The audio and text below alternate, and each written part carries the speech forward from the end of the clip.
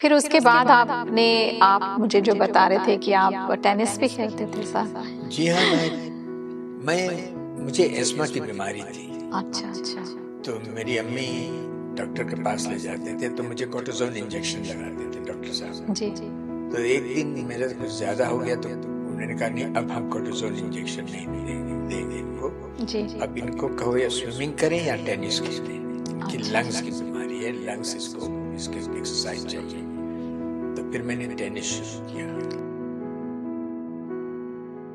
So I guess आप इतने बड़े बड़े कलाकारों के साथ आपने टाइम स्पेंड किया रहीम जी, तो एक कॉमन सी एक उनकी कैरेक्टरिस्टिक या ट्रेट आपने देखा होगा जो सब में रहती है, जो इस मकाम पे पहुंचते हैं, ऐसा कुछ आपने नोटिस किया? हमारे ये जो 3 आर्टिस्ट है, 4 आर्टिस्ट है, जैसे तलत अजीज हुए, जी मेहदी हसन खान साहब हुए, गुलाम अली खान साहब हुए, जगजीत सिंह हुए, ये बड़े हम्बल लोग थे। इनको कोई चीज की ज्यादा जरूरत नहीं होती थी कि मुझे 5 स्टार होटल चाहिए या मुझे लेमोजीन चाहिए, ऐसा कुछ। बस बड़े सिंपल लोग होते थे। आकर बैठकर जैसे अपने लोग होते हैं, बैठकर खाना पीना खाते थे।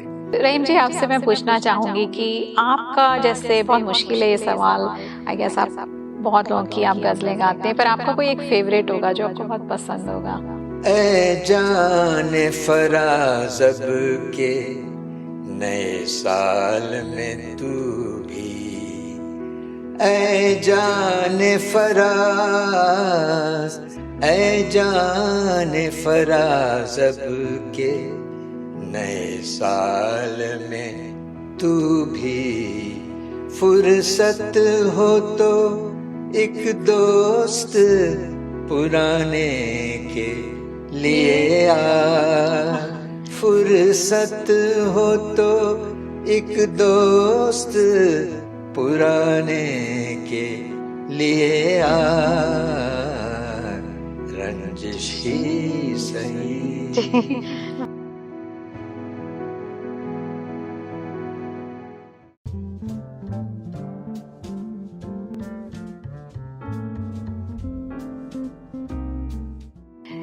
इंडॉस टीवी के सभी दर्शकों को और सभी सुनने वालों को मेरा प्यार भरा नमस्कार, सलाम और आदाब, सत श्री अकाल। और आज मुझे बहुत खुशी है कि आज हमारे नवंबर के शायराना चाय में ब्रिस्बेन की बहुत बड़ी हस्ती, इनफैक्ट हमारे ऑस्ट्रेलिया की एक बहुत बड़ी जानी मानी हस्ती रहीम जुल्ला जी हमारे साथ आए हैं। रहीम जी, आपका स्वागत है। और बहुत ही गर्व महसूस हो रहा है मुझे कि आप जैसी हस्ती हमारे साथ बैठे हैं और आपने हमारे लिए वक्त निकाला। नहीं, मैं इससे कोई बड़ी हस्ती नहीं हूँ जी, लेकिन आप लोगों की प्यार है, मुझे दावत दिया है और ये मेरी खुशनसीबी है। जी, एक्चुअली काफ़ी टाइम से सोच रहे थे आपको बुलाने के लिए, पर आपका भी बिजी रहता है, और सो फाइनली हम लोग को टाइम मिला कि हम कुछ आपसे बात करें, थोड़ी सी गुफ्तगू, आपको थोड़े और करीब से जाने, थोड़ी सी दिल की बात। जो आप पूछेंगे अगर मुझे याद होगा तो मैं बताऊंगा। जरूर जरूर। रहीम जी, तो सबसे पहले आई गेस हमारे दर्शकों को आप थोड़े सा अपने बारे में बताइए। मुझे ये पता है आपके बारे में कि आई गेस मैं दर्शकों से शेयर करना चाहूँगी कि रहीम जी मेरे पड़ोसी भी हैं और हमारी बात होती रहती है।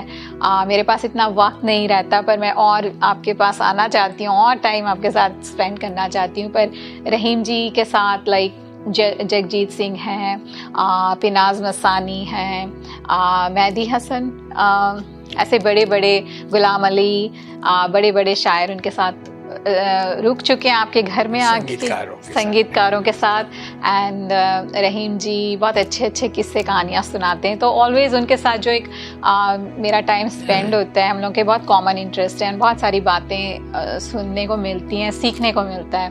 तो ये रहीम जी, बस मैं अब आपसे बोलूँगी कि आप थोड़ा सा बताइए अपने बारे में। देखिए, मेरा दादा जो थे ना जी, वो ब्रिटिश लोग उनको लेकर फिजी आए थे। अच्छा अच्छा। वो 18 साल के थे वाह। जब इंडेंचर सिस्टम जिसको कहते हैं, जी जी, फिजी आए थे बहुत साल पहले। जब की बात होगी जब इंडिया ब्रिटिश क्या जी उसमें जी, वो जी, जब ब्रिटिश वाज स्टिल जी जी जी, इंडिया उस वक्त। तो जैसे वो अफ्रीका ले गए थे इंडियंस जी को, जी जी, सूरीनाम, ट्रिनिडाड, हाँ, जी जी जी, इस तरह मेरे दादा को फिजी लाए थे। वाह। तो मेरे दादा किस्सा बता रहे थे कि वो और 4-5 दोस्त मार्बल खेल रहे थे। अच्छा अच्छा। तो किसी 2-4 ब्रिटिश वालों ने आया कि चलो तुम अगर चलना चाहो, घूमने चाहो तो चलो मेरे साथ घूमने और बोट पर सैर कराकर वापस ला देंगे। तो ये जल्दी से छोटे थे, बोट सैर करना था। उनकी माँ बाप को भी पता नहीं कि वो कहाँ गए। तो उनको पता लगा, फिर उसके बाद वो कलकत्ता ले गए। फिर वहां से उन्होंने फिजी की तरफ रवाना किया। अच्छा, तो अच्छा। जो पानी था वो उनको काला पानी में लाया, वो डाक होता है। हाँ, तो उनको काला पानी में फिर लाकर फिजी में उनको बसाया। अरे वाह। तो वहां पर सिंगल आए थे वो। जी जी। तो जो मेरी दादी थी, she was married before, but husband का इंतकाल हो गया। दिन माँ दादा ने उनसे शादी की। अच्छा, तो उनसे 2 बच्चे हुए, मेरे वालिद और मेरे वालिद के बड़े भाई। जी जी। तो और मेरी एक फूफी थी, लेकिन उनका इंतकाल बहुत जल्दी हो गया। और बस इस तरह हमारे वालिद थे। तो फिर उसके बाद हम पैदा हुए वहीं फिजी में, वहीं बड़े हुए, पढ़े लिखे, सब कुछ वहीं किया हमने। जी जी जी। तो काफी बड़ी इंडियन कम्युनिटी वहाँ पे है। जी हाँ, काफी इंडियन कम्युनिटी है फिजी में, बहुत से लोग हैं जी। अभी भी हैं वहाँ पर, काफी अच्छे। हमारे कुछ दोस्त अभी भी वहाँ हैं। मेरी बहन अभी फिजी में है। अच्छा अच्छा। तो बड़ा अच्छा मुल्क है फिजी। हाँ जी जी जी। तो आप बता रहे थे इंडिया में आपके दादा किस जगह में इंडिया से? वो रामपुर लखनऊ के पास। अच्छा, यूपी से। अच्छा अच्छा अच्छा अच्छा। तो इसीलिए थोड़ा सा उर्दू बोलते थे। जी जी। उनका इंटरेस्ट था। अच्छा, गाने में उनका गुनगुनाया करते थे। जब भी बैठते थे कुछ न कुछ गुनगुनाया करते थे। अच्छा अच्छा अच्छा। तो वहाँ से मेरे वालिद को इंटरेस्ट आया। अच्छा अच्छा। तो फिर मेरे वालिद के बाद मुझे भी थोड़ा बहुत आपको भी इंटरेस्ट आया। जी। तो आपने कब से सीखना शुरू किया, जैसे आपको लगा? देखिए, हम पहले गाते थे थोड़ा बहुत जी, लेकिन जब सीखने का मौका मिला, हाँ जब इंडियन गवर्नमेंट ने वहाँ कल्चर सेंटर कायम किया। कब की बात है रही? ये 1971 या 70 की बात है। अच्छा, तो इंडियन गवर्नमेंट ने मतलब अच्छा कल्चर सेंटर वहाँ एस्टेब्लिश किया। हाँ जी। तो वहाँ 4 बहुत अच्छे टीचर्स आए थे। एक सितार प्लेयर था इंडिया से जी। अच्छा अच्छा। एक वोकलिस्ट, एक तबला वादक, अच्छा अच्छा, और एक डांसर, कथक डांसर। अरे वाह। तो वहाँ 4 बहुत अच्छे टीचर्स आते थे। तो वहाँ मौका मिला। हमारे वालिद कहते थे, बेटा अगर संगीत में इंटरेस्ट है तो ये ऐसी चीज, इसको सीखना पड़ेगा। तो उसकी बात मुझे याद थी।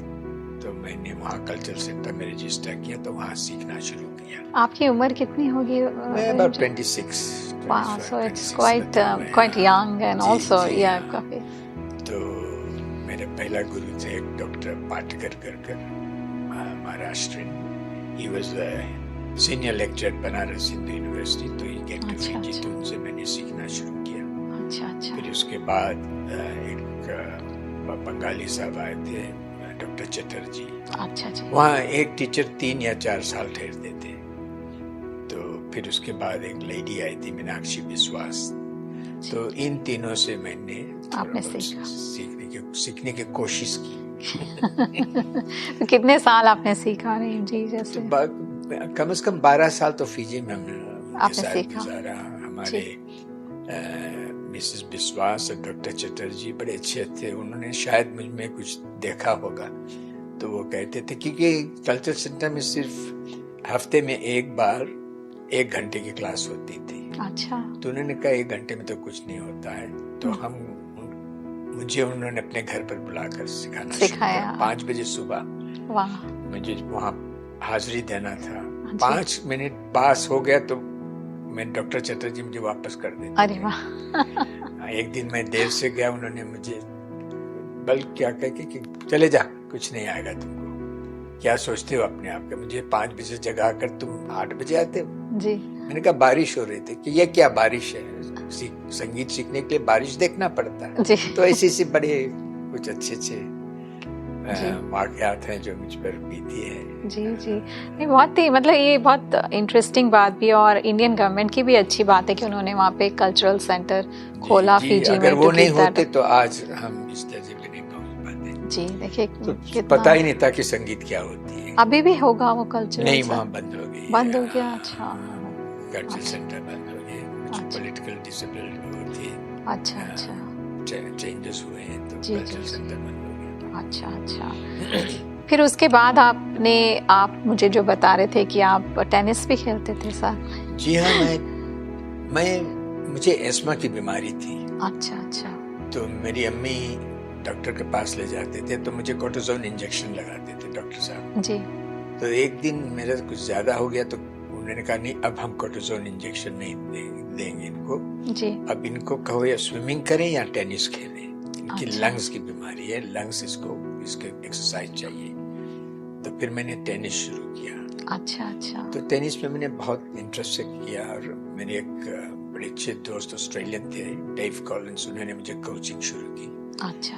तो फिर मैंने उसमें तरक्की की, गोल्ड मेडलिस्ट हुआ। हाँ, वही मैं आपके घर जब आती हूँ तो इतनी सारी फोटोज जो बड़े बड़े कलाकारों के साथ हैं वहाँ पे आपकी टेनिस की भी लगी हुई है। जो भी जी, पता नहीं कुछ जो ठान लेता हूँ मैं आप करते हैं जी।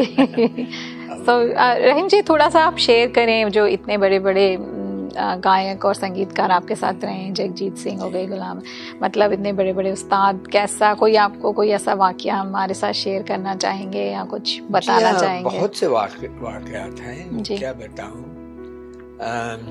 मेहंदी खान साहब को मैंने 1981 में फिजी आए थे। अच्छा जी। तो मेरे घर ठहरे थे जी। तो उनसे बात हो रही थी तो मैंने उनसे कहा कि खान साहब, मैं कल्चरल सेंटर में क्लासिकल सीखता हूँ जी।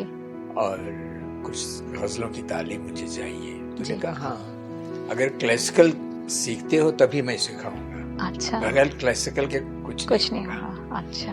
तो उन्होंने कहा सारे गामा पाधानी सा सुनाओ मुझे। तो मैंने हारमोनियम पकड़ा तो कह रहे ये छोड़ो, हारमोनियम बगैर हारमोनियम को सुनाओ। अच्छा। मैं बताता हूँ कि कहाँ से शुरू करना। तो उन्होंने सा कुछ ऐसे दिया मैं, तो वहां से मैंने कहा। तो उन्होंने कहा ठीक है सुर में है। फिर उन्होंने कहा कोई पलटे सुनाओ। पलटे होते ना जो हमारे सारे गामा पदा निसा का, जैसे निधा पमा प गमा पा म ग रे नि रे ग रे ग म प ध प म ग रे सा, ऐसा कुछ मैंने सुना कि हाँ ठीक है अच्छा तो चलो मैं सिखाऊंगा। अच्छा। तब फिर उन्होंने शागिर्दी, मैंने उनसे गंडा बंधवाया तो उन्होंने शुरू किया मुझे सिखाने को। अच्छा। तो मैं पाकिस्तान भी जाया करता था उनके पास सीखने के लिए। फिर वो जब भी ऑस्ट्रेलिया आते थे तो जो उनके स्पॉन्सर होते थे वो कहे कि भाई मुझे कहीं पर प्रोग्राम कराओ लेकिन मुझे ठहराव रहीम के साथ। अच्छा। और फौजिया के साथ। जी। तो वो कहीं भी एक रात वो एडिलेड में प्रोग्राम करके सुबह मेरे घर पहुंच जाए। अच्छा। फर्स्ट फ्लाइट नहीं तो मुझे अगर ठहराओ कहीं प्रोग्राम कहीं भी करा, लेकिन ठहराना मुझे आपके साथ, रहीम और फौजिया के साथ। जी। तो एक वाकयात में मुझे अच्छी तरह से याद है। तो उनको ये पार्टी वगैरह लोग बहुत बुलाते थे ना, तो वो कहे कि यार मुझे पार्टी वगैरह नहीं जाना है, मुझे बस आराम करने दो घर में, जो मिलना चाहे मुझे घर पर आकर मिल ले। तो मिलते थे, जो भी आता था बाकायदा उनसे मिलते थे, बातचीत होता था। तो एक दिन मैंने कहा खान साहब एक चल दे गोल्ड कोस्ट, तुमको घुमाना है। तो उन्होंने कहा क्या रखा गोल्ड कोस्ट में? तो मैंने कहा कि थोड़ा सा फ्रेश एयर हो जाएगी, थोड़ा सा आबो हवा चेंज हो जाएगी। तो क्या तुम्हारे घर में फ्रेश एयर नहीं है? अच्छा। तो उन्होंने कहा चलो काम की बात करो। हाँ जी। चलो मेरे साथ बैठो, रियाज करो। अच्छा। तो उन्होंने मुझे बैठाया। 11 बजे सुबह हम बैठे उनके साथ जी। और 9 बजे रात को उन्होंने उठवाया। अरे उनका उस दिन मूड बन गया था उनका। वहाँ से फौजिया माय वाइफ वो कहती कि खाना गर्म हो गए, तब खा लीजिए आगे। जरूरत नहीं है, हिम्मत नहीं की कि खान साहब चलो खाना खाएं, नहीं तो वो नाराज हो जाते हैं ना। जी। कि जब उनको सिखाने का मूड होता तो बस वो डूब जाते हैं उसी में जी। तो ये वाकया मुझे बड़ी अच्छी तरह से याद है। So I guess आप इतने बड़े बड़े कलाकारों के साथ आपने टाइम स्पेंड किया रहीम जी, तो एक कॉमन सी एक उनकी कैरेक्टरिस्टिक या ट्रेट आपने देखा होगा जो सब में रहती है, जो इस मकाम पे पहुंचते हैं, ऐसा कुछ आपने नोटिस किया? हमारे ये जो 3 आर्टिस्ट है, 4 आर्टिस्ट है, जैसे तलत अजीज हुए जी, मेहंदी हसन खान साहब हुए, गुलाम अली खान साहब हुए, जगजीत सिंह हुए, ये बड़े हम्बल लोग थे। इनको कोई चीज की ज्यादा जरूरत नहीं होती थी कि मुझे 5 स्टार होटल चाहिए या मुझे लेमोजीन चाहिए, ऐसा कुछ? बस बड़े सिंपल लोग होते थे, आकर बैठकर जैसे अपने लोग होते हैं बैठकर खाना पीना खाते थे।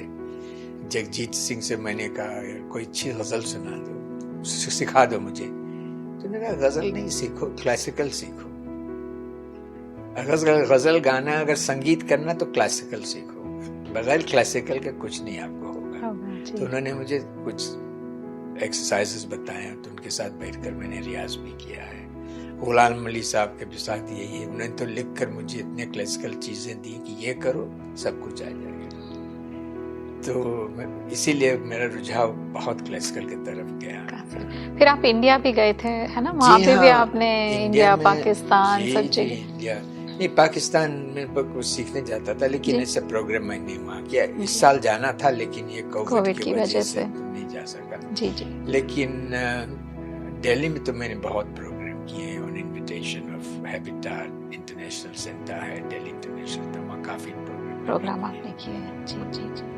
तो आपको कैसा लगता है, जैसे बहुत टाइम लाइक फिजी से इंडिया जाना, आपको कैसा लगता है? डिफरेंस कुछ लगता है आपको कल्चरली? इतने बार जा चुके हैं इंडिया ना, वहाँ इतने यार दोस्त, इतने फ्रेंड्स हो गए हैं जी कि लगता कि हम वहीं में हैं। जी जी जी जी। बड़े इज्जत बड़े प्यार से देते हैं जी। सो रहीम जी, आपसे मैं पूछना चाहूँगी कि आपका, जैसे बहुत मुश्किल है ये सवाल, आई गेस आप बहुत लोगों की आप गज़लें गाते हैं, पर आपका कोई एक फेवरेट होगा जो आपको बहुत पसंद होगा? नहीं ऐसा नहीं। अब क्या बताऊं, इतने गज़लें हैं, किसे याद रखूं, किसे भूल जाऊं? वो भी बात नहीं, ऐसी कोई बात नहीं है जी। सब अब ये जो 3 लोग हैं ना, गुलाम अली, जगजीत सिंह, मेहंदी सिंह, उनकी गज़लें तो आज आम लोग सब सुनते हैं। बस उन्हीं को सुनते। कुछ है आपके दिल के आसपास जो आप अक्सर, आपको लगता है आप अपने आप को सुनते हैं गुनगुनाते हुए? जो आप होता है ना, जो कुछ होता है। ये आई एम नॉट बायस्ड, लेकिन क्योंकि मेहंदी सिंह साहब के साथ उठे बैठे उन्होंने कुछ न्यूएंसेस बताए गज़ल, तो उनको मैं ज्यादा सुनता हूँ, ताकि एक लेसन की तरह होती है। तो एक आध लाइन कोई सुना दीजिए। क्या सुनाऊं? कुछ भी सुना दीजिए आपको। अच्छा, एक बात मैं बताऊं, जब अहमद फराज मेरे घर पर बैठे हुए थे, हाँ जी, तो मैंने कहा फराज साहब, ये रंजिश ही सही आपकी लिखी हुई गजल है। जी जी जी। लेकिन लोग नहीं जानते कि इसको आपने लिखा। तो हाँ मैंने कहा मैं क्या करूं? मैंने कहा मक्ता लिखिए। अच्छा। तो उन्होंने कहा अच्छा पेंसिल पेपर लाओ। अच्छा। तो मैं लिखता हूँ मक्ता। जी जी जी।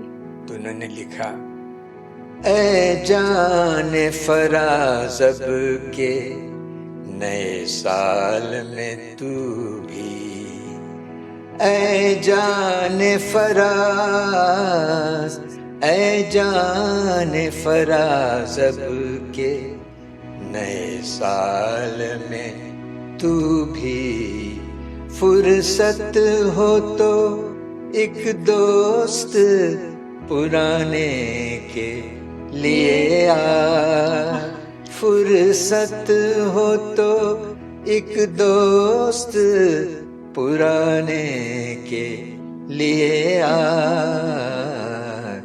रंजिश ही सही। बहुत ही खूबसूरत जी, उन्होंने लिख कर ही दिया। अच्छा अच्छा अच्छा। नहीं मतलब उनकी ये वाली जो है अभी भी देखिए वापस से अभी YouTube पे, और इसकी वजह से वापस से बहुत पॉपुलर हुई है ये वाली, और पता नहीं मिलियंस ऑफ हिट्स हैं। ये मक्ता अलग अलग उन्होंने मुझे लिख कर दिया था। अच्छा अच्छा अच्छा। फुर्सत हो तो एक दोस्त पुराने के लिए। वाह रहीम जी, आपसे इंटरेस्टिंग शख्स थे अहमद फराज साहब। जी जी बहुत जी, हमने उनके साथ जी। आपसे तो इतने सारे सवाल हैं, मैं पूरा दिन भी कम पड़ेगा, पर आपसे पूछूंगी मैं कि जो आप यंग जनरेशन को भी देखते हैं, आपका क्या मैसेज होगा यंग बच्चों के लिए जो शायरी में इंटरेस्टेड हैं? या देखिए शायरी तो बड़ी टेक्निकल और चीज होती है। जी जी। शायरी के बारे में तो मैं ज्यादा कुछ कह नहीं सकता हूँ, लेकिन इतना जानता हूँ इन लोगों से बैठने उठने से उनके साथ, उनकी वोकेबलरी जो है ना, जी जी जी, वास्ट है कि कैसे वो सही लफ्ज सही जगह पर फिट करते हैं, और जो फ्लो होती है गज़लों की, शायरी की, उनकी बहुत अच्छे होते हैं, बहुत अच्छे। हमारे ख्याल में तो बहुत टेक्निकल चीज़ है शायरी, और आप देखें कोई भी आज हिंदुस्तान में ले लें, कहीं पाकिस्तान, कहीं भी ले लें, अच्छा गाने वाले कभी अपना वो कभी खुद लिखते नहीं है। जी, जी, जी। वो जानते हैं कि ये मेरी बस की बात नहीं। जी, जी, जी। ठीक है, मैं मौसीकार हूँ, सीखा हूँ, बस गा सकता हूँ, उसमें जान डाल सकता हूँ। जी, जी। खान साहब ने मुझे एक बात कहा थी, गजलों में जब तक सुरों से जान नहीं डाल सको तो शायरों की तरह पढ़ दिया कर, उसके गाने की कोई मकसद ही नहीं। जी, जी, जी, वही आप उसको एक जान देते हैं, सोल देते हैं उस चीज को। तो हर एक चीज हमारे मौसीकी में जो सारेगामा पा धा निसा है, उसमें आप कोई भी मूड पैदा कर सकते हैं। जी, जी, जी। खुशी का भी है, सैडनेस का भी है, सब कुछ। तो खान साहब कहते थे पहले गजल को पढ़ो, उसको समझो, तब उसमें कुछ जान डाल सकोगे। बिल्कुल सही बात। तो आप क्या फ्यूचर देखते हैं रहीम जी, शायरी और गाने का और गजल्स का? यहाँ तो जो लोग लिखते हैं, मैं गाते हैं, मैं तो कहता हूँ कि बहुत बड़ी बात है कि यहाँ रहकर जी वो कर रहे हैं, कुछ लिखते हैं, जी, कुछ गाते हैं। और अभी तो हम देखते हैं जब से ये इंडिया में ये सारेगामा, लिटिल चैम्प, ये सब प्रोग्राम लोग सुनते हैं, जी, जी। और जब देखते हैं ये बच्चे इतने अच्छे गाते हैं तो कहते हैं कि तो ये सब सीख रहे हैं। जी, जी, इनको सिखाया जाता है, इसलिए इतने अच्छे गाते हैं।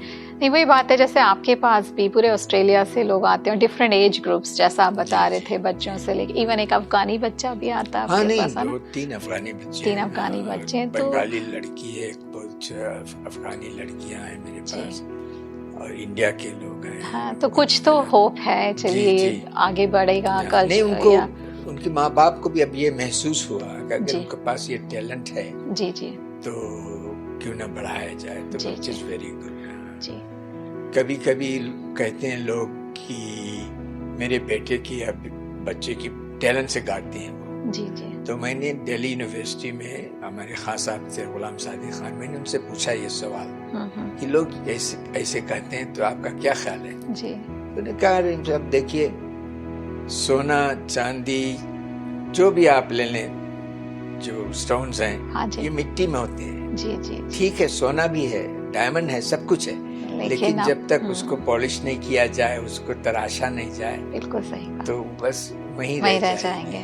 तो उसका वैल्यू होता है जब उसको लाकर तराशते हैं, पॉलिश करते हैं। जी, जी। तो इसी तरह टैलेंट है, अल्लाह ने दिया है टैलेंट, लेकिन फिर भी उसमें तराशना पड़ेगा। जी, जी। थैंक यू सो मच रहीम जी, आप आए और आपने इतनी प्यारी प्यारी बातें हमसे की और शेयर किया।